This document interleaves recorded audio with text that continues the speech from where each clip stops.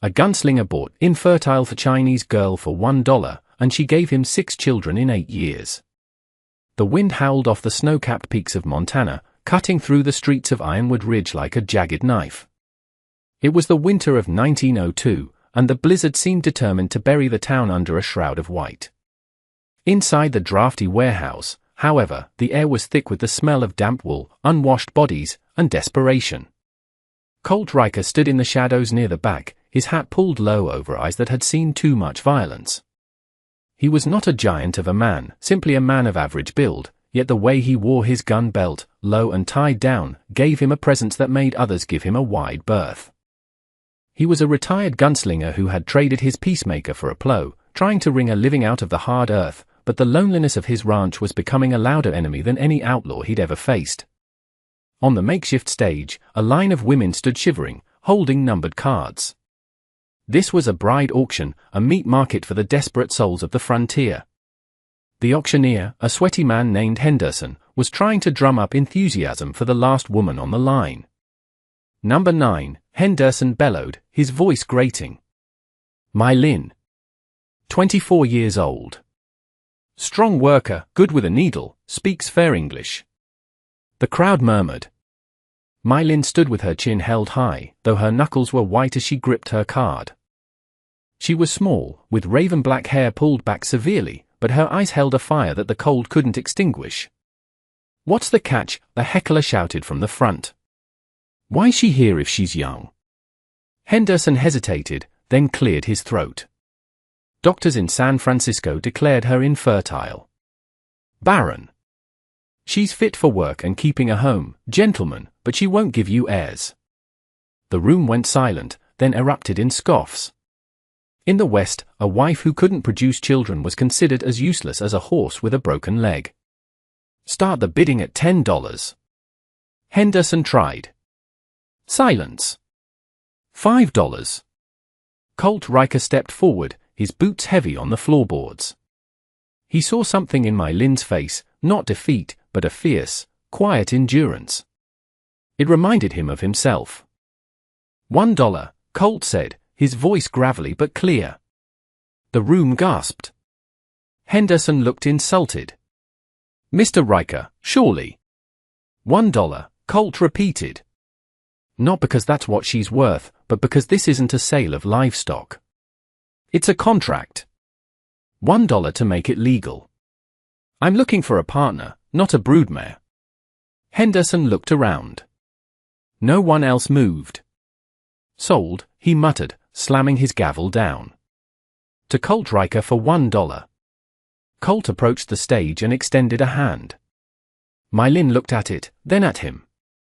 She saw the calluses, the scars, and the gun on his hip, but she also saw a strange lack of cruelty in his eyes. She took his hand. "Do you have a bag?" he asked. "Just this," she said, lifting a small bundle. "Then let's go. The snow is getting worse." The ride back to Colt's ranch was silent, the carriage rattling over frozen ruts. When they arrived, the cabin was sturdy but stark. It was the home of a man who lived only to work. Colt showed her the spare room. "I know what they said about you," he said awkwardly, standing by the hearth. "About the children. It doesn't matter to me. I've got a past that's closed plenty of doors, too. I need help running this place, and well, I'm tired of the silence." My Lynn looked around the dusty room. "I will clean," she said firmly. "And I will cook. But I am not a servant." "You said partner." "I did," Colt nodded. "And I meant it." Over the next few weeks, the cabin transformed. My Lynn scrubbed the floors until the wood gleamed. She used dried herbs she had brought with her to season the venison Colt brought home, turning bland stews into meals that actually had flavor. She worked alongside him in the barn, handling the horses with a gentle confidence that surprised him. She was small, but her strength was wiry and relentless. One evening, as the snow piled up against the windows, sealing them in, Colt sat by the fire cleaning his revolver. "You're good with the stock," he observed. "My father trained horses," My Lynn said. "Before the debts." Before I was sold. Colt nodded, saying nothing. The silence between them had changed. It was no longer empty, but companionable. The doctors, she said suddenly, staring into the flames. They were men who looked at me for 5 minutes and decided my future. They said my womb was cold. But they did not know me. Colt looked up. You think they were wrong? I think nature does not always listen to men in suits, she replied. I think I am healthy. I think perhaps I just needed a home where I was not afraid. Colt set the gun down. He had been careful, sleeping in the loft, giving her space. He was a gunslinger, a man of violence, and he had assumed a delicate creature like her would fear him. But she wasn't delicate. She was forged iron. I've wanted a family, Colt admitted, his voice low. But I figured that chance was gone. Maybe it is not, Mai Lin said, meeting his gaze. They consummated their marriage that night, not as a transaction, but as two lonely survivors finding warmth in the bitter winter. It was a partnership in every sense. Spring brought the thaw, and with it, a change in Mai Lin. She was sick in the mornings, and her appetite grew ravenous. When she missed her monthly courses for the 3rd time, she told Colt. The gunslinger, who could shoot a coin out of the air at 50 paces, turned pale and had to sit down. Are you sure? He asked. I am sure, she smiled. The doctors were wrong. Their first son, Thomas, was born the following winter, during a snowstorm that rivaled the one brought them together. Colt delivered the boy himself, his hand shaking for the first time in his life as he held the tiny, squalling life. He looked at Mai Lin, exhausted and triumphant in the bed. You gave me a son, he whispered. For $1, you gave me a son. A good investment, she murmured before falling asleep. But the world was not kind to a mixed family in 1903. When they went into town for supplies, whispers followed them. That's the barren girl, women would hiss. Must be a trick. Or maybe it ain't his. Colt's hand would drift toward his gun belt, his eyes hardening, but Mai Lin would touch his arm. Let them talk, she would say. We have the truth. That is enough. However, the truth became undeniable. The following year, Mai Lin gave birth again, this time to twins, Samuel and David. The town's gossip shifted from malice to bewildered awe. The barren woman now had 3 sons in 2 years. Life on the ranch was hard work. They raised cattle and horses. Mai Lin took over the breaking of the colts, using a method of patience and trust rather than the brutal breaking techniques common at the time. Colt managed the cattle and the business. They were a seamless team. When Colt fell ill with influenza in 1905, it was Mai Lin who nursed him, using traditional Chinese remedies alongside the doctor's medicine, refusing to let him surrender to the fever. You are too stubborn to die, she told him as she spooned broth into his mouth. I have too much to live for now, he rasped. By 1908, they had welcomed a daughter, Sarah, and another set of twins, James and William, in 1910. 6 children in 8 years. The house that had once been silent was now a chaotic symphony of shouting, laughter, and thundering footsteps. The infertile girl had built a dynasty. The true test of their partnership came not from biology, but from the law. In the spring of 1911, a wealthy rancher named Bartholomew Vance accused Colt of stealing breeding stock. Vance was a man who used the law as a weapon, knowing that a former gunslinger's reputation would work against him. I have a bill of sale, Vance claimed in the town courtroom, waving a forged paper. Riker stole those mares. Colt was ready to settle it the old way, with iron. He stood on the porch, checking the action of his Winchester. I won't let him take what's ours, he said, his eyes cold. He steps on this land, I put him in the ground. No, Mai Lin said, taking the rifle from his hands. If you kill him, you go to prison or the gallows. Then who protects us? Who teaches Thomas to ride? Who walks Sarah down the aisle? We fight this my way. Your way. Colt scoffed. The court won't listen to a Chinese woman. They will listen to the truth if it is undeniable, she said. The trial was a spectacle. The courtroom was packed.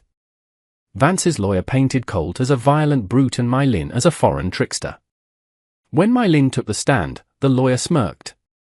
"Mrs. Riker," he sneered. "You claim these horses are yours. Can you prove it? Or do you just do whatever your husband tells you?" My Lin sat straight, her hands folded. "I manage the breeding records," she said clearly. "My husband manages the cattle. I know every mark on every foal born on our land." "That's just word of mouth," the lawyer dismissed. "Is it?" My Lin pulled a small, leather-bound book from her pocket. "This is a log of bloodlines, birth dates, and distinctive markings for the last 8 years. The mares Mr. Vance claims he bought 3 years ago. I have records of their births in our barn 2 years prior to his date. I also have the records of their feed, their shoeing, and their medical care, signed by the town blacksmith and the veterinarian." She opened the book.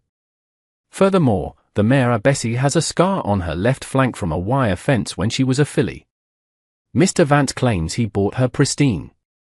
If you examine the horse outside, you will find the scar exactly where I described it." The judge ordered the examination. The scar was there. The blacksmith corroborated the records. Vance's forgery was exposed for what it was, a clumsy attempt to bully a family he thought was weak. The judge ruled in Riker's favor. As they walked out of the courthouse, Colt looked at his wife with a reverence that went beyond love. He had saved her from the auction block, but she had saved him from the noose. "You were right," Colt said, lifting her onto the wagon seat. "Your way was better." "Partners," she reminded him. As the years rolled on, the Riker ranch prospered. The children grew strong and capable. Thomas took to the cattle, while Sarah showed a brilliant mind for numbers and helped run the books. The stigma of their parents' marriage faded, replaced by respect for the empire they had built from dirt and snow.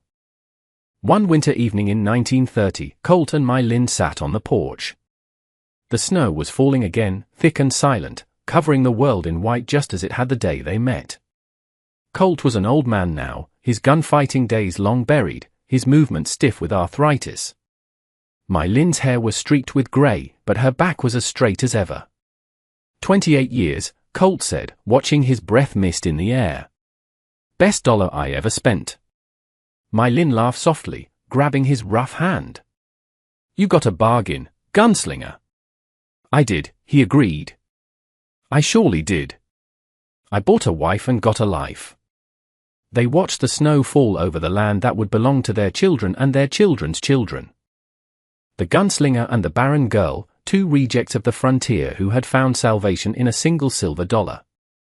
The story of Colt and My Lin serves as a profound reminder that human worth can never be determined by the labels society places upon us.